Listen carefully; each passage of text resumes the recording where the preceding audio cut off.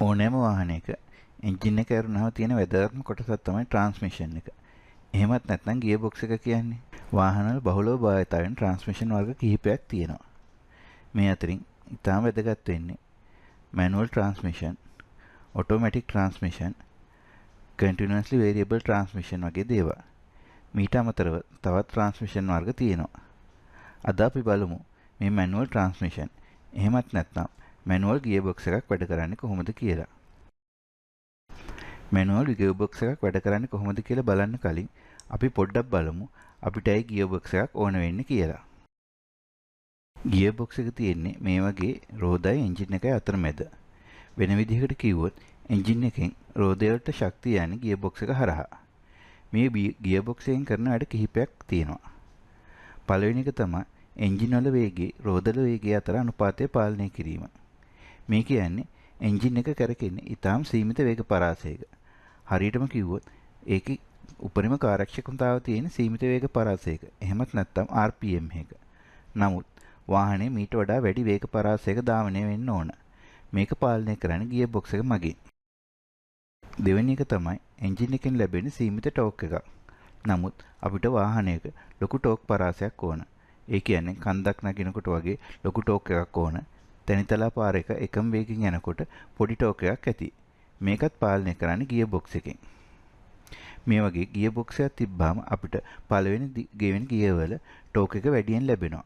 එතකොට අපිට කාර් එක ඉක්මනට වැඩි වේගයකට ගන්න පුළුවන්.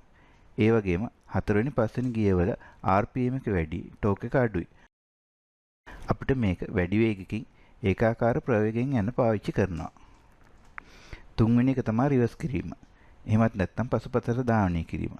මොකද අපිට ඉන්ටර්නල් කම්බෂන් එන්ජින් එකක් පස්සට කරකවන්න බෑ. ඒකින්ද රිවර්ස් කරන්න ගියර් බොක්ස් එකක් ඕන වෙනවා. තවත් එකක් තමයි කාර්යක්ෂමව ධාවනය කිරීම. අපිට නියමිත ගියර් එකේ ධාවනය කිරීම මගින් උපරිම කාර්යක්ෂමතාවක් ලබා ගන්න පුළුවන්. දැන් අපි බලමු ගියර් බොක්ස් එක වැඩ කරන හැටි. මම මුලින් කිව්වනේ එන්ජින් එකයි රෝදය අතර තමයි මේ ගියර් බොක්ස් එක තියෙන්නේ කියලා. මේ එන්ජින් එකෙන් එන ෂාෆ්ට් එක අපි ඒකට ඩ්‍රයිව් ෂාෆ්ට් කියලා කියනවා. සහ රෝද වලට සම්බන්ධ වෙන ෂාෆ්ට් එක අපි මේකට ඩ්‍රිවන් ෂාෆ්ට් කියලා කියනවා. මේ දෙකම ගියර් බොක්ස් එකට සම්බන්ධ වෙනවා. ගියර් බොක්ස් එකේ ඉන්පුට් එක වෙන්නේ මේ ඩ්‍රයිව් ෂාෆ්ට් එක. අවුට්පුට් එක වෙන්නේ මේ ඩ්‍රිවන් ෂාෆ්ට් එක.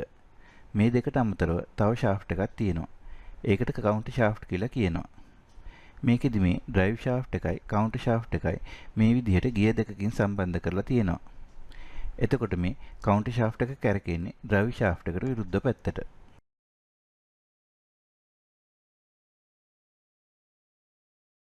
අපි මුලින්ම ෆස්ට් ගියර් එක බලමු. මේකෙදි මේ කවුන්ටර් ෂාෆ්ට් එකේ පොඩි ගියර් එකකට ඩ්‍රිවන් ෂාෆ්ට් එකේ ලොකු ගියර් එකක් සම්බන්ධ කරලා තියෙනවා. එතකොට ඩ්‍රයිව් ෂාෆ්ට් එකට වඩා අඩු වේගකින් තමයි ඩ්‍රිවන් ෂාෆ්ට් එක කැරකෙන්නේ. අපි හිතමු මේක ගියර් රේෂියෝ එක 3ට 1යි කියලා.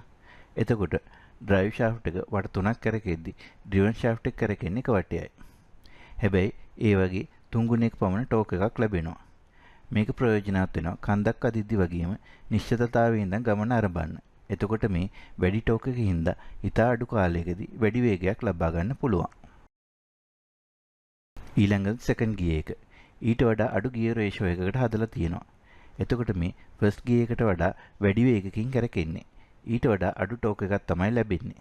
ඒ වගේම තර්ඩ් ගියර් එක ඊටත් වඩා අඩු ගියර් රේෂියෝ එකකින් හදලා තියෙනවා. මේක සෙකන්ඩ් ගියර් එකට වඩා වැඩි RPM එකකින් කරකිනවා. ඊට වඩා අඩු ටෝක් එකක් තියෙනවා. එතකොට අපි ෆෝර්ත් ගියර් එක බලමු. මේක ගොඩක් වෙලාවට ඩ්‍රයිව් ෂාෆ්ට් එකට කෙලින්ම සම්බන්ධ කරලා තියෙන්නේ. ඒ කියන්නේ මේකෙදි ඩ්‍රයිව් ෂාෆ්ට් එකයි ඩ්‍රිවන් ෂාෆ්ට් එකයි එකම RPM එකකින් තමයි කරකෙන්නේ. එකම ටෝක් එකක් තමයි ලැබෙන්නේ. අපි මේකට ඩිරෙක්ට් ඩ්‍රයිව් කියලා හඳුන්වනවා. අන්තිමට ෆිෆ්ත් ගියර් එක බලමු. මේකෙදි කවුන්ටර් ෂාෆ්ට් එකේ තියෙන ගියර් එකට වඩා පොඩි ගියර් එකක් තමයි ඩ්‍රිවන් ෂාෆ්ට් එකේ තියෙන්නේ. එතකොට ඩ්‍රිවන් ෂාෆ්ට් එක ඩ්‍රයිව් ෂාෆ්ට් එකට වඩා වැඩි වේගකින් කරකිනවා. අඩු ටෝක් එකක් තමයි ලැබෙන්නේ. අපි මේක ඕවර් ඩ්‍රයිව් කියලා හඳුන්වනවා. මේකෙන් අපිට වැඩි වේගකින් ඒකාකාර ප්‍රයෝගයෙන් යන්න පාවිච්චි කරනවා. ඊට අමතරව පසුපසට යන රිවර්ස් ගියර් එකකුත් තියෙනවා. මේ රිවර්ස් ගියර් එක සඳහා තව වැඩිපුර ෂාෆ්ට් එකකුත් තියෙනවා. සාමාන්‍ය වාහනයක රිවර්ස් ගියර් එකේ ෆස්ට් ගියර් එකේ එකම ගියර් රේෂියෝ එක තමයි තියෙන්නේ. අපි බලමු මේකේ ගියර් මාරු කරන්නේ කොහොමද කියලා. මේ ඩ්‍රිවන් ෂාෆ්ට් එකේ තියෙන ගියර් ෂාෆ්ට් එකට ස්ථිරව සම්බන්ධ කරලා නැහැ. මේ වගේ ෂාෆ්ට් එකත් එක්ක එකට කැරකුණාට ෂාෆ්ට් එක දිගේ එහෙම ගමන් කරන්න පුළුවන්. සාමාන්‍ය නියුට්‍රල් එකේ තියෙන වෙලාවේ මේ ගියර් එකක්වත් කවුන්ටර් ෂාෆ්ට් එකේ ගියර් වලට සම්බන්ධ වෙලා නැහැ. අපි හිතමු අපිට ෆස්ට් ගියර් එකට දාන්න ඕන කියලා. එතකොට අපි මේ ෆස්ට් ගියර් එකට සම්බන්ධ ගියර් එක මෙහාට කරලා කවුන්ටර් ෂාෆ්ට් එකත් එක්ක තියෙන ගියර් එකට සම්බන්ධ කරනවා. එතකොට ඩ්‍රයිව් ෂාෆ්ට් එක ෆස්ට් ගියර් එකට අදාළ වේගෙන් කැරකෙනවා. ඒ වගේම සෙකන්ඩ් ගියර් එකට දාන්න ඕනහම ෆස්ට් ගියර් එක විසන්ධි කරලා සෙකන්ඩ් ගියර් එකට සම්බන්ධ ගියර් එක සම්බන්ධ කරනවා. මේ විදිහට අපිට අනිකුත් ගියර් දාන්නත් පුළුවන්. ඒ වගේම ෆෝර්ත් ගියර් එකේදී අපි කරන්නේ මේ විදිහට ඩ්‍රයිව් ෂාෆ්ට් එකේ ඩ්‍රිවන් ෂාෆ්ට් එකයි සම්බන්ධ කරන එක. එතකොට මේ දෙක එක වේගෙන් කැරකෙනවා. මැනුවල් ගියර් බොක්ස් එකක් වැඩ කරන මූලික સિદ્ધාන්තය ඔක තමයි. ගියර් බොක්ස් එකක මූලික સિદ્ધාන්තය මේක වුණාට මේකේ ප්‍රායෝගික ප්‍රශ්න ගොඩක් තියෙනවා. මේකේ තියෙන මූලිකම ප්‍රශ්නයක් තමයි ගියර් බොක්ස් එක කැරකෙනකොට මේ ගියර් මාරු කරන එක. ඒ කියන්නේ මේක වැඩ කරද්දී ගියර් දෙක වේග දෙකකින් කැරකෙන්නේ. එහෙම වෙලාවට මේ ගියර් දෙක සම්බන්ධ කරන්න අමාරුයි. ඒක නිසා මේ වගේ ගියර් බොක්ස් එක අර පොඩි මැෂින්ස් ඒ වගේ දේවල් වලට පාවිච්චි කරාට කාර් වගේ දේවල් වලට පාවිච්චි කරන්න අමාරුයි. අපි දැන් බලමු ප්‍රායෝගිකව පාවිච්චි කරන ගියර් බොක්ස් එකක තියෙන වෙනස්කම් මොනවද කියලා. මේ තියෙන්නේ ප්‍රායෝගිකව පාවිච්චි කරන ගියර් බොක්ස් එක. මේකේ බැලුමටම පේනවා ඇති. මේකේ කලින් එකේ වගේ ස්පර් ගියර්ස් නෙමෙයි තියෙන්නේ. මේකේ පාවිච්චි වෙන්නේ හෙලිකල් ගියර්ස්. මේ හෙලිකල් ගියර් පාවිච්චියේ වාසි කිහිපයක් තියෙනවා. පළවෙනි එක තමයි මේකෙන් ස්පර් ගියර් එකට වඩා වැඩි ශක්තියක් සම්ප්‍රේෂණය කරන්න පුළුවන්. තව එකක් තමයි හෙලිකල් ගියර්ස් වල සද්ද අඩු වීම. ඒත් මේකේ අවාසියක් තියෙනවා. ඒක තමයි කලින් ස්පර් ගියර් වගේ මේකේ ගියර්ස් එහෙම කරන්න බැරි වීම. මේ ගියර්ස් ගියර් බොක්ස් එක නිෂ්පාදනය කරන වෙලාවෙම මේ විදිහට සම්බන්ධ කරලා තියෙන්නේ. ඒ කියන්නේ මේ ගියර්ස් ඔක්කොම හැම වෙලෙම කැරකෙනවා. එතකොට අපි බලමු මේකේ ගියර්ස් මාරු කරන්නේ කොහොමද කියලා. මේකේ කලින් එකේ වගේ ගියර් එක ඩ්‍රිවන් ෂාෆ්ට් එකට ඍජුව සම්බන්ධ කරලා නැහැ. මේ දෙක මේ වගේ වෙන වෙනම කැරකෙන්න පුළුවන්. එතකොට අපි ගියර් සම්බන්ධ කරන්නේ කොහොමද කියලා බලමු. ඒකට අපි මේ සින්ක්‍රොනයිසර් කියන කොටස පාවිච්චි කරනවා. නමෙම කියන වගේ මේකෙන් කරන්නේ වේග දෙකකින් කැරකෙන ගියර් දෙක එක වේගයකට ගේන එක. එහෙම නැත්නම් සින්ක්‍රොනයිස් කරන එක. ඒක නිකන් මේ වගේ දෙයක්. අපි හිතමු මේ වගේ ෂාෆ්ට් දෙකක් මේ වගේ කෝණාකාර හැඩයක් තියෙන කොටසකින් සම්බන්ධ කරලා තියෙනවා කියලා. හරියට අර කිරලැබයක් වගේ. එතකොට මේ දෙක මේ වගේ වේග දෙකකින් කැරකෙනවා කියලා. එතකොට අපිට මේ දෙක සම්බන්ධ කරන්න ඕන නම් මේ වගේ ලං කරලා තද කරනවා. එතකොට ඝර්ෂණය නිසා ටික වේලාවකින් මේ දෙක එක වේගයකට එනවා. නමුත් ඝර්ෂණය මදි වාහනයක් අදින්න. ඊට පස්සේ අපි මේ වටේ තියෙන ස්ලයිඩින් ස්ලීව් එක සම්බන්ධ කරනවා.